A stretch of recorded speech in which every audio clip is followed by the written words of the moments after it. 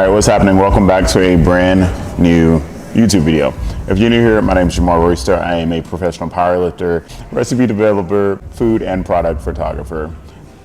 It is I. So we just came back from a very long but exciting weekend at the Carolina Primetime last meet ever.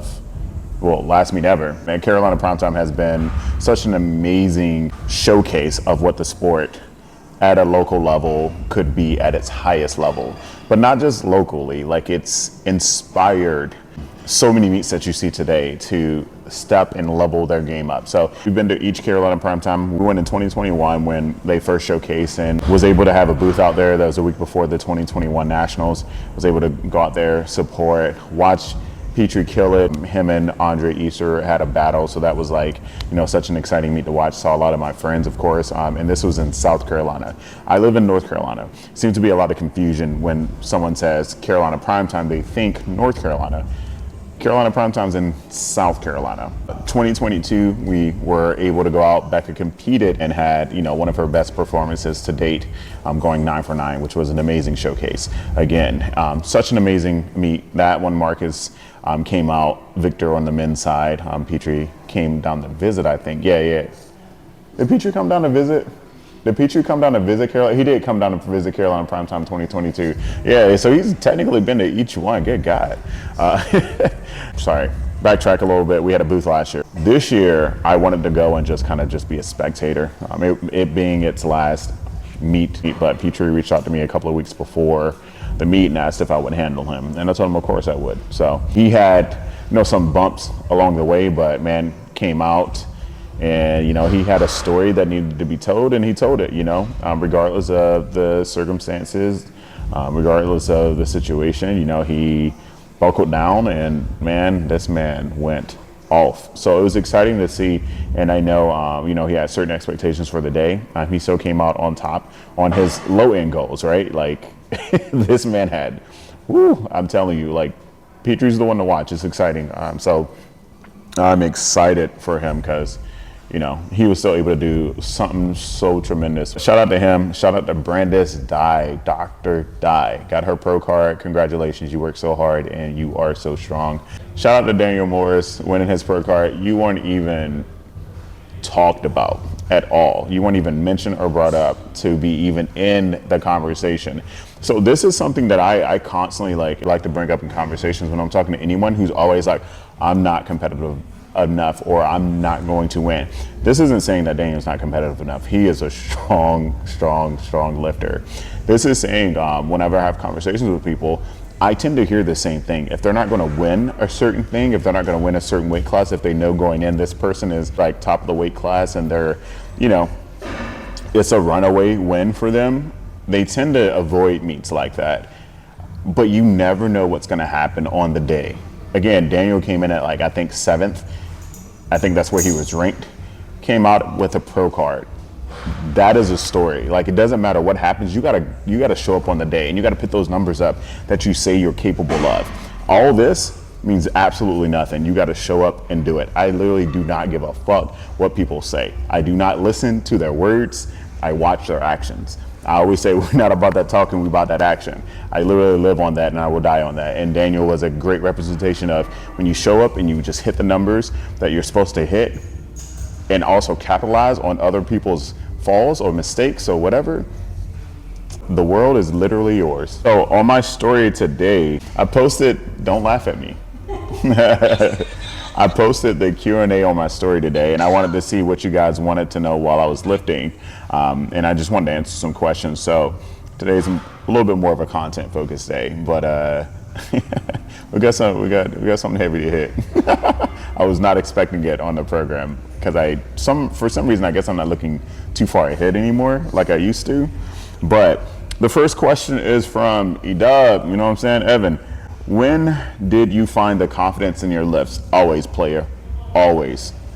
I've never not had confidence lifting. It's just one of those things that, I don't know, maybe I'm just a little bit older than most people. So not when I say most people, I mean maybe a good bit of the people that are now on the sport of powerlifting specifically, but I'm 32. I've been training since I was like 13 and a half, 14 years old. It's when I first got my weight sets, and I immediately went to work on them. I don't know how much, I think it was maybe 100, 115 pounds that we had at the crib. Like, it was donated from my neighbor who was moving out. And I just started just lifting and just start pushing weights. I didn't know what I was lifting, I was just lifting. I've always just had the confidence lifting, so that was never anything I had to work on. Someone said, when is the next drop? So 2 people, Jonathan and CJ said, when is the new drop coming? Jonathan said, when is the next drop, in all caps, screaming. It is coming soon, hopefully within the next 2 weeks. Hopefully, fingers crossed. I'm just trying to make sure that I have everything in place to have the drop. I want to do it the right way. I want to do it proper. I don't want to just rush it and just get it out there. I want you guys to understand what to expect, like, going forward. Like, here's a drop, but we put a lot of thought, which I always put a lot of thought, detail, and attention to all my drops. I always do.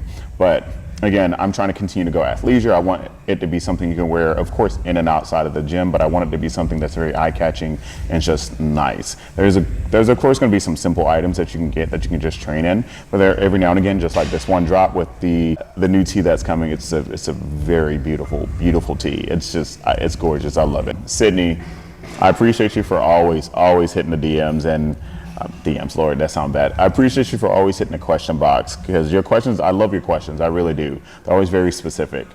What are your pre-gym or pre-specific lift rituals?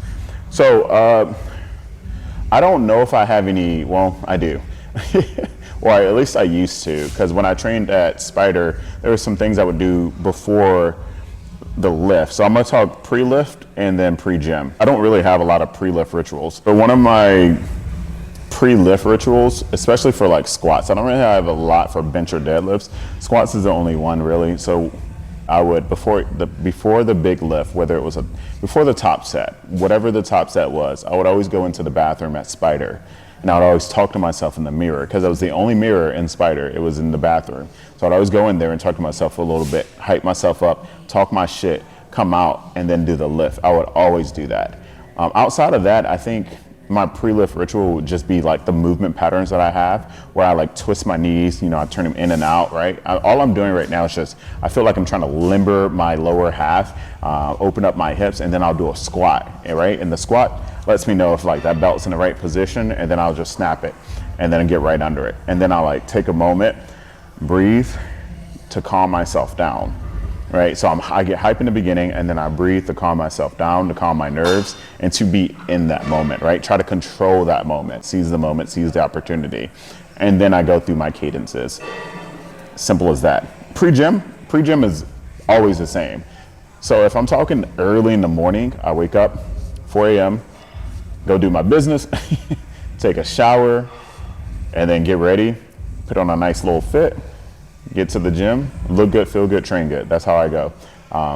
If it's a Sunday, like my big heavy squat days, it's usually the same. Today's a little bit different. So today I'm here in the afternoon because of a long weekend. But typically wake up, almost the same stuff. I'll wake up a little bit later so I can get my body a little bit rested. Eat a small breakfast. I wouldn't eat anything too crazy. Eat a small breakfast, take a shower, get to the gym around 9. Warm up, work out. That's my pre-gym ritual. Kevin said, what are my thoughts on coaching? So I guess this depends on the specific question. I'm a very literal person, so you got to talk to me very specifically. Just say exactly what you mean. I like details. So if you're saying, what are my thoughts on taking on clients as a coach? I've been doing that for years. This was literally my life, or it was at one point. I was a personal trainer and an online coach for years. Then I transitioned to strength sports and got into powerlifting coaching. And I've been doing that for years, but I only take on and only have a small number of clients, a very, very small handful. And I choose not to take on any other clients. It's by choice, because I'm not looking to scale coaching. And coaching can be a lot. Just for me, it's just not worth it. It's not something that I desire to do long term in terms of like scaling the coaching business. The handful of clients I have now, easy peasy, I like it. But whenever you take on new clients, they require a lot of attention, effort, and time. And that's just something I don't have time to give to others. So I coach, but I don't accept clients. Dr. Dye, the new pro open lifter, Dr. Dye, said, how do I get quads like you? You can't. Don't worry about it. I'm kidding, but for real. No, I'm kidding. No, for real. No one can get quads like me. I appreciate the question. Apologies, I can't pronounce the name, and I'm not going to try. But asks, what do you do to help you focus more in the gym? I guess this is going to depend on like what you mean by focus more. Like focus more while I'm here at the gym. What's the situation, right? So for me, what I do to focus more at the gym is when I'm in my head and I need to focus, all I do is just put my headphones on and go. And I make sure I'm intentional about not talking to people. And if someone's asking, then, or if someone's trying to have conversation with me, just have to gently let them know, like, hey, today's either not a good day, or like, hey, I'm trying to focus today, got some stuff I got to do, and that people will be very respectful of your space and time. So for me, all I do is just put my headphones on and I start lifting. But for the most part, most people know that my Sundays are the days that I need to focus more. Every other day I don't need it as much because it's just training. It's not hard. It's just getting the work done. Could you help me? What? I'm gonna take these out. Oh yeah. I forgot.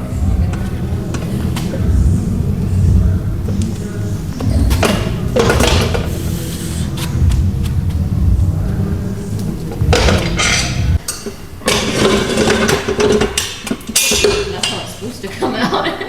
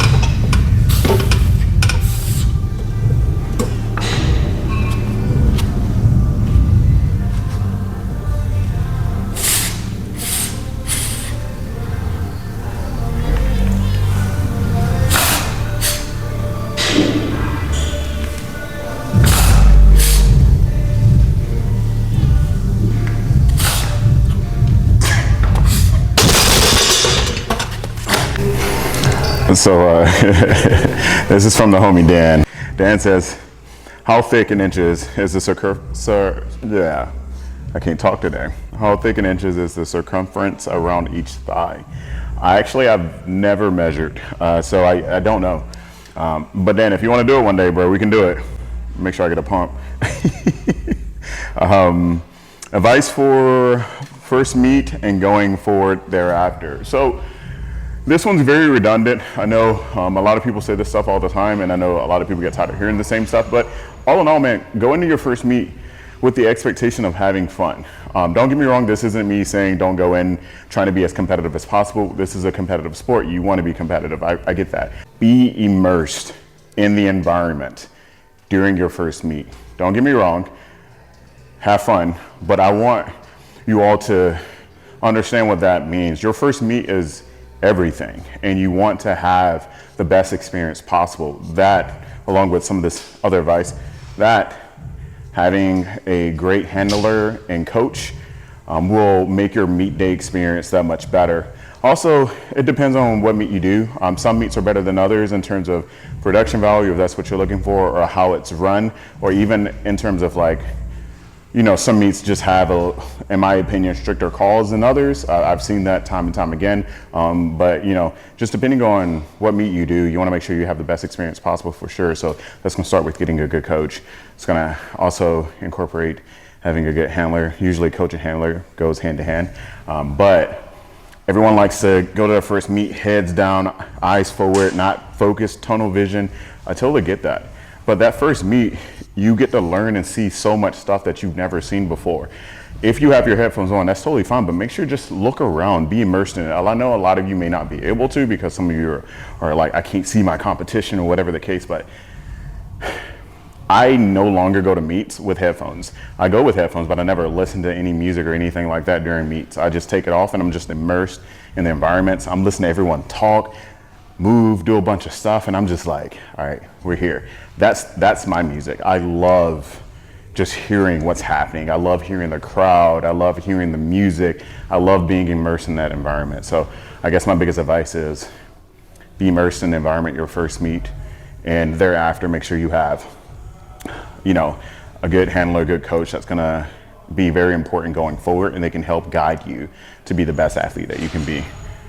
All right, squat cues. I think this is a good one because I just knocked out 705 pounds for a squat triple. I've been having some IT band issues, as you guys know and have seen, and squatting coming out of the hole has been an issue lately. Today, I still felt it, but it didn't prevent me from getting that nice little pop that I have. I was a little slow in the hole. I was a little hesitant. You can definitely see it on the first rep, just because I don't know what's gonna feel like. I just have to get to a certain amount of weight to feel it. But for me, again, guys, I'm at a different level. And I don't say that to say like no one's at the same level that I'm at, but when it comes to me squatting, what I'm gonna think about is going to differ so much than what most people are gonna think about. I don't think about much. So, and I know squat cue is not squat advice, but the biggest cue for me is just thinking about bracing.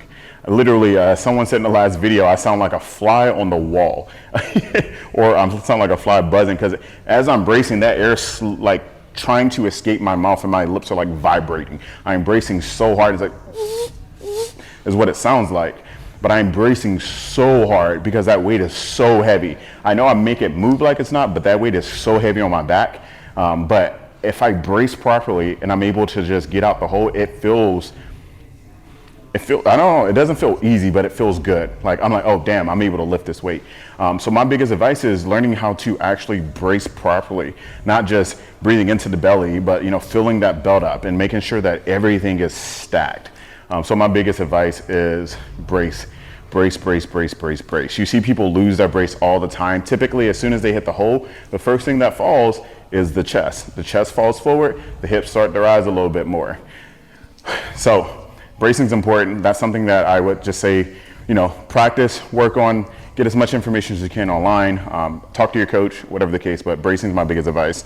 I could probably do another separate video on some of the other things that I think about that can potentially help you going forward, but that's a whole nother video I'll probably have to do and just be completely separate on its own. I actually got a really good one from Lily. These are all good, but this is something I definitely think I can touch on a little bit. Lily goes, how do you personally get out of a plateau in training or mindset?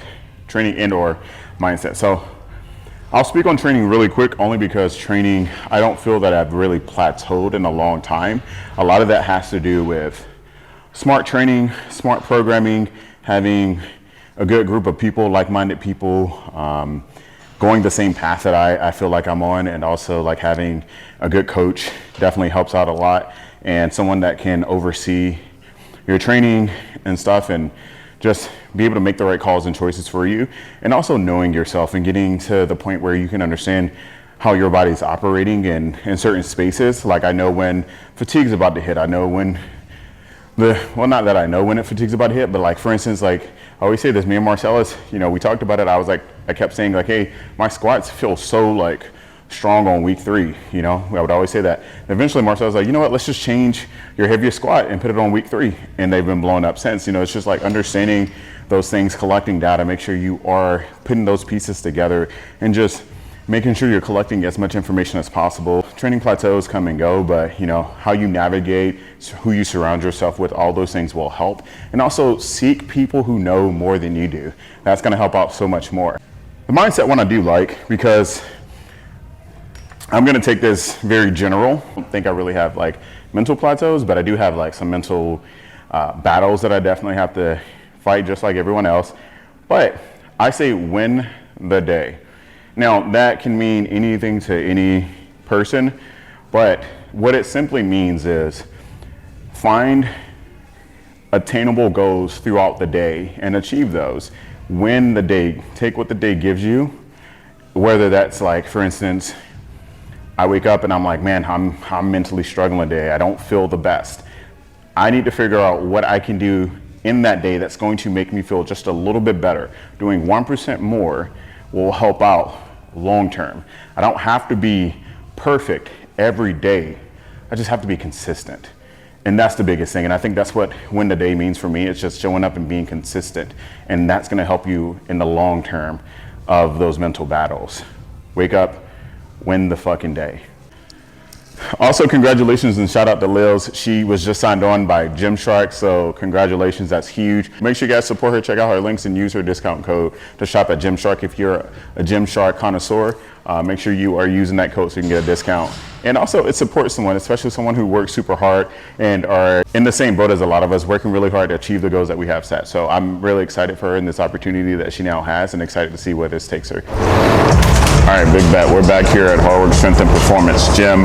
I'm going to answer a couple more questions from the Q&A that I posted the other day that I didn't get to finish the last time. So, Hannah Lee Lifts ask how you can fit into a small SBD knee sleeve or SBD sleeves. It's crazy. I lost circulation after 1 year of powerlifting. Typically, like, I mean, I don't know how I can, but when I first got into powerlifting, like my first year of powerlifting, we actually measured my knee. I don't remember any of it. I just remember I didn't know much about it, so the person did it, and then they told me what size I should get, then said I should size down. So that's how it was. So it's supposed to. So I'm assuming I am naturally a size small, but I always size down to an extra small. So an extra small of SBD knee sleeves were the first powerlifting knee sleeves I bought, and I've been using extra smalls for all of my powerlifting career. It wasn't until just recently I went up a size for training purposes, and I found that there wasn't a huge difference in my performance with smalls and extra smalls. There wasn't really that big of a difference. So now I kind of just go for comfort more than anything. So I just wear smalls. I don't try to force myself to get into extra smalls anymore, but I have a lot of extra small knee sleeves. So I tend to just wear them just because that's what they are. But with all the new stuff that's coming out, I'm getting smalls. With the new SBD powerlifting knee sleeve, the new one, I had to make sure I got a small, which was the right size, and I can fit that. I find that a lot of people are now like just asking around, letting people borrow the knee sleeves to see how their fits were. I found that people are able to fit whatever size they think they can fit.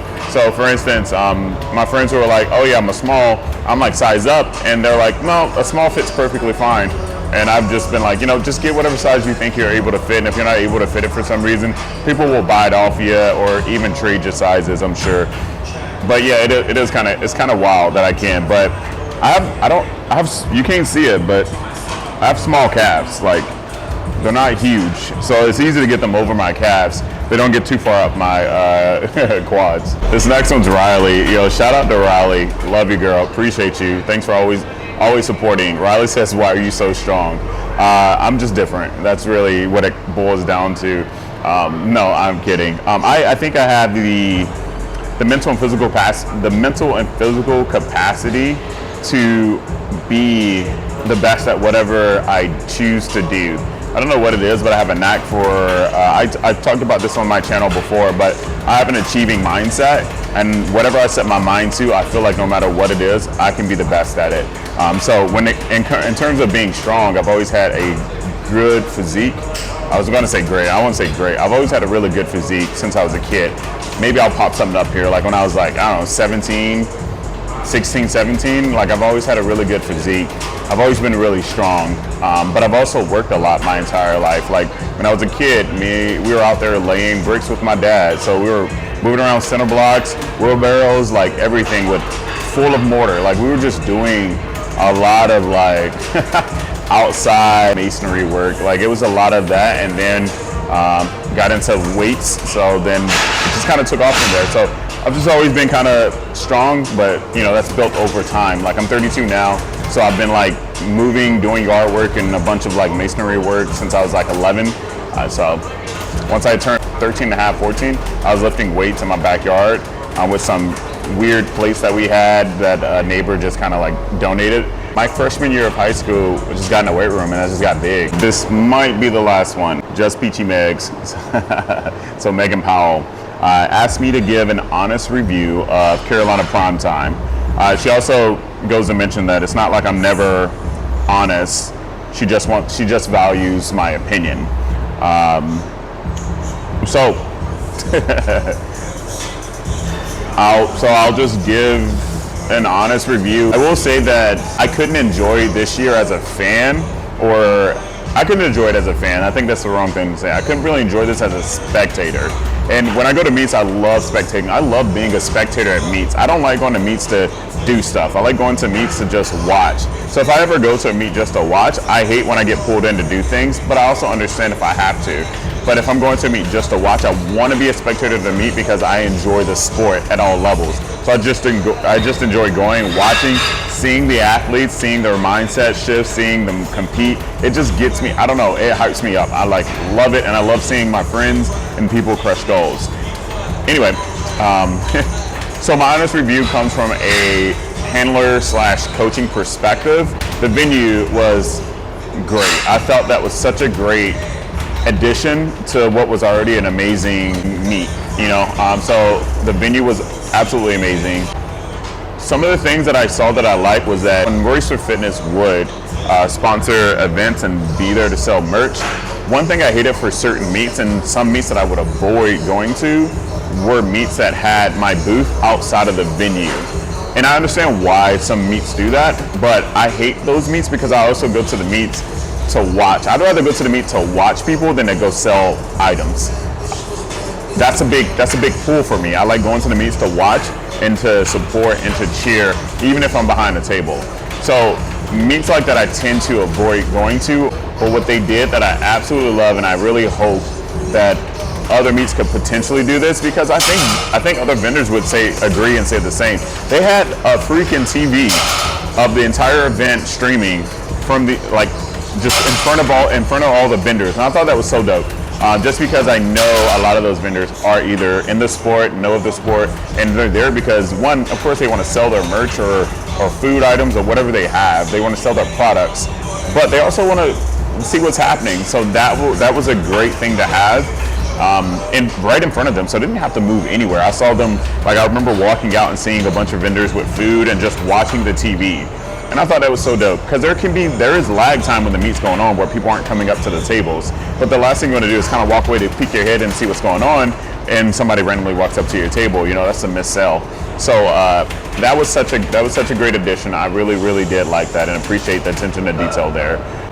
The warm-up room was fine. I did notice that a lot of people were respectful, and when it wasn't their flight up, they would leave the room, because the room was kind of small for a lot of the lifters to be in, and people's stuff was kind of all over the place. That is one thing that I did find to be a bother, but that has nothing to do with CPT. That's more people just leaving their stuff in the middle of the floor. So the walkways weren't really walkways, but I know from time to time I would push things back because it made the most sense to just at least have people walk around and not walk through the lifters, because I think I even almost walked behind someone who was squatting because I couldn't get around them and people were kind of blocking the way.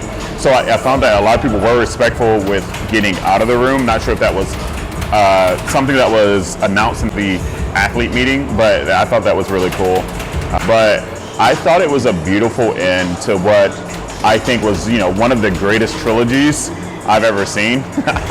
I think, can we call it that? I mean, it was 3, but one of the greatest trilogies I've seen in the sport that did so much for what the sport could be for, whatever level, we want to call it. You can call it local, you can call it a pro level, you can call it whatever, but it was great. Also, it's very poetic in a sense. You had a lot of storylines still for this meet. You had a lot of things going on, and I think, having 2 Carolina lifters win their pro cards in the Carolina Primetime meet was crazy, but also having Petrie come back around and win overall again, which is insane because he's not even from North Carolina, and you root for the guy so hard. But I think there were some performances I definitely wanted to see stand out above some others, for sure, because you're always rooting for people and you want to see them just kill it. So, I think Marshall and Megan did what they said they was going to do, and when you can follow up on that and also deliver, I mean, it hits harder than anything, but also, again, I keep saying this, but it's very poetic. It was a poetic inning, and I think it was beautiful, and I think it was the smartest thing to do. Aside from, they've already had a podcast out, which I'll post or maybe even link here, where they talk about why Carolina Primetime ended, and I know that people are still questioning if it's over or not. I don't know if anyone cares about my opinion, but I think this was the best thing that Megan and Marshall could have done, was to end Carolina Primetime. I can see if it were to continue. One, I know it's going to be money guzzling, but also I can just see, this is going to sound bad, I can see the value start to maybe potentially go down, but not because it's Carolina Primetime, but because of all the things USAPL is kind of doing, and with all the meets that's happening with the switch up of things, these pro qualifiers. And again, when I talk about the value of the meet, I truly think it has a lot to deal with like all the other meets that are happening. You got the Olympia, you got Pro Nationals, you got USAPL feeling like it's fumbling the bag with the pro level meets and stuff, and then you got a lot of people switching over to Powerlifting America. You have a lot of things happen, so many moving parts, that I feel like, you know, Carolina Primetime eventually in the future would have suffered, because maybe the lack of participation, maybe the lack of, not even a lack, maybe a disadvantage in when they can have and host this meet. So I think a lot of that has to do with just them being smart business people, knowing that, hey, this is where the future is going, this is where we're headed, this is how you make changes in the moment and stay on top of those things. I'll talk about this often, about people not being able to grow with the sport, and the worst part about that is that when you stay stagnant, you get left behind. And if you can't see what's out there in front of you, if you can't see the potential of what's to come, and you're stuck in your ways, you're going to get left behind and ask all these questions like, why is this happening to us? Like, what did we do wrong? Blah blah blah blah blah. But you have to be forward thinking. You have to know what's happening. You have to know what's coming. You have to have vision in this sport, because the sport is growing and you want to grow with it. And it's with that comes a lot. So I think overall, this was a great meet. I think this was a poetic and beautiful end to what we know as a beautiful trilogy. So today we have two special guests. We have Amber and Marcellus, the craftsmanship family in the building. For a lot of you who don't know, Marcellus is my coach. He is the motherfucker. I'm saying, get your ass out of here. Anyway, so that's the shit that I be cutting out. But like now I'm not going to anymore because I just said it, so I'm just gonna keep it in there. So Marcellus is literally the brains behind the program that I have been doing for the last 3 years. Marcellus, how long have we been in? 3 years? 2 years? 2.5? Yeah, no, we started like 2020, yeah. Like August 2020, somewhere around there. Yeah. So I've been with Marcellus for quite some time. Actually, the longest coach I've ever been with. I've had a string of coaches that just weren't the best for me, and it's been just really hard to find somebody that was very compatible. I was very upfront and honest with them about what I needed and wanted from a coach, and I think all you all should be, and just set those expectations and those boundaries. And Marcellus, like, you know, he took that in consideration, and you know, after a while, we were able to get on board, and holy shit, you guys have seen what's happened over the last 3 years. But I gotta finish this bench because me and him are working in together.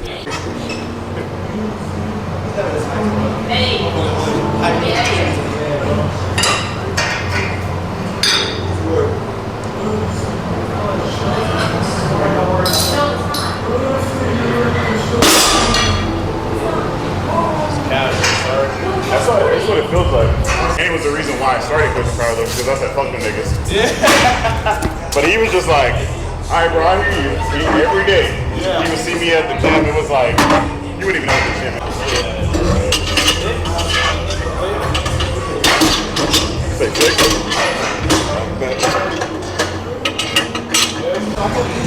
Hey, but hey, listen, look. This brother got big as shit, though. What?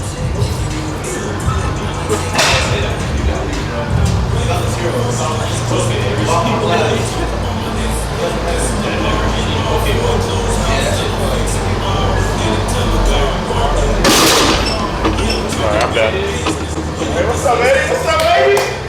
I need to get over here. Alright, so I noticed I didn't get to close out the video. That's totally fine. This was a long talking video, but a lot of it was to answer a lot of your questions. I know I get a ton of them on Instagram, and I don't always have time to answer them. So whenever you see like a Q&A, throw your questions in there. I won't see all of your messages in my DMs. I just don't. And you know, I don't go back looking for them. I just kind of like, after time, they just kind of get lost. So that's why I like to do these Q&As, because a lot of the questions that I do get are some of the questions that a lot of you have already asked. But With that being said, thank you guys so much for tuning in. Thank you for chiming in and asking your questions. And I will probably do this at some point later on down the timeline, but today is Saturday. We're headed to Concord, North Carolina for the Southeast Regional meet. A lot of dope people, a lot of, Lord have mercy, who am I? A lot of dope people lifting today, a lot of dope friends lifting. I can't wait to support. I didn't even know if I was going to be able to come out. Just had a lot going on, and I've been super tired and exhausted lately. Obviously, this video is coming out super late just because your boy's been busy. A lot of work, a lot of projects, a lot of travel, a lot of meets. Anyway, as always, like the video, give it a thumbs up, share, subscribe, and I'll catch you all in the next one.